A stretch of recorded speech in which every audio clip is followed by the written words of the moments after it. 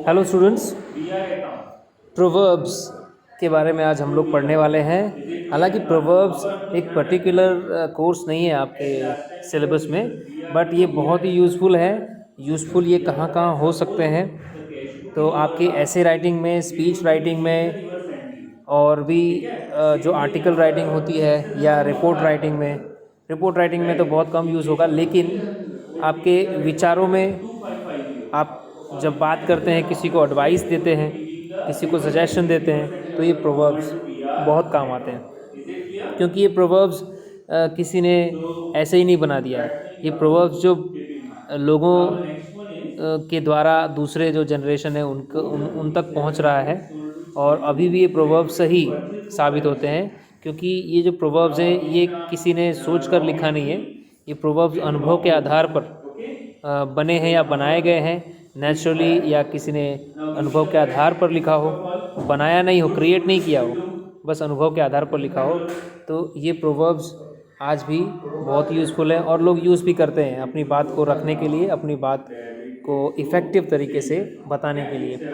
तो आप भी अगर प्रोवर्ब्स रोज़ एक या दो पढ़ते हैं और उनका मीनिंग भी आप पढ़ते हैं, जैसे कि मैंने इसमें प्रोवर्ब्स दिए हुए हैं, और ये प्रोवर्ब है और ये मीनिंग है छोटा सा, तो आपको क्लैरिटी आएगी हर बात के लिए कि किस तरह से आपको अपनी बात प्रेजेंट करनी है। ठीक है। और उसके अलावा ये प्रोवर्ब्स जो है, कभी कभी ये जो प्रोवर्ब है, a friend in need is a friend in deed, हो सकता है कि ये आपका ऐसे टॉपिक हो जाए। देखिए, करंट अफेयर्स, जनरल नॉलेज की बातें, या कोई मतलब वर्ल्ड की जो प्रॉब्लम्स हैं, एनवायरमेंटल प्रॉब्लम्स हैं, ये सब तो है ही, ऐसे टॉपिक्स में आ सकते हैं।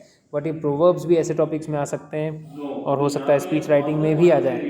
तो आप स्पीच राइटिंग में एग्जाम्पल के रूप में इन प्रोवर्ब्स का यूज़ कर सकते हैं, ऐसे राइटिंग में भी प्रोवर्ब का यूज़ कर सकते हैं, और अपने रोज़मर्रा की ज़िंदगी में भी आप प्रोवर्ब का यूज़ करके दूसरों को सजेस्ट कर सकते हैं, दूसरों को सावधान कर सकते हैं।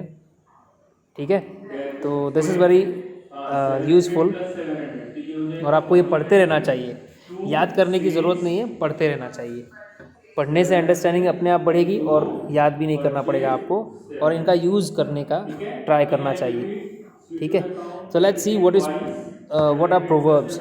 तो a proverb is a short saying. ये प्रोवर्ब यानी सेइंग भी होता है, यानी कि कहावतें। प्रोवर्ब को सेइंग भी कहते हैं, यानी कि कहावतें। हिंदी में भी कहावतें होती हैं।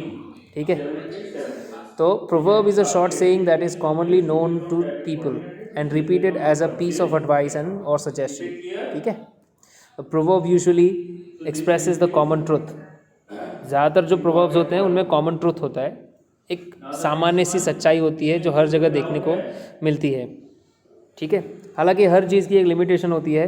हर प्रोवर्ब 100% सभी जगह पर इम्प्लीमेंट किया जा सके ऐसा ज़रूरी नहीं है, लेकिन ज़्यादातर 99% हमारा काम प्रोवर्ब से हो जाता है, अगर आप किसी को एडवाइस देते हैं या सजेशन देते हैं तो। उसके बाद यहाँ पर लिखा है, searching online for proverbs will result in thousands of results. आप बहुत सारे प्रोवर्ब्स ढूंढ सकते हैं, हाउएवर टेक केयर। लेकिन आपको थोड़ा ध्यान रखना चाहिए कि कौन से प्रोवर्ब आपके लिए यूज़फुल हैं, because many sayings are not proverbs. बहुत सारे सेइंग्स लोगों ने बना दिए हैं आजकल। ठीक है। और वो इंटरनेट पे भी हैं, तो वो सारे प्रोवर्ब्स नहीं हैं। ठीक है।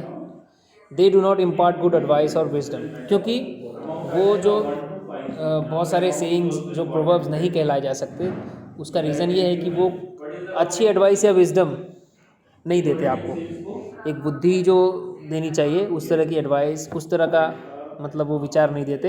And some are even contradictory to each other. और कुछ प्रोवर्ब्स तो कैसे हैं, एक दूसरे से ही कॉन्ट्राडिक्ट होते हैं, मतलब उनमें विरोधाभास है। तो ऐसे प्रोवर्ब को मैंने लिस्ट में नहीं रखा है।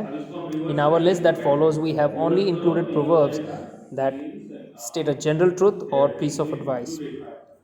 एक सच्चाई हो या भलाई की बात की जाए। ठीक है। Why not make it a goal to learn at least 5 of the proverbs below to use in your life?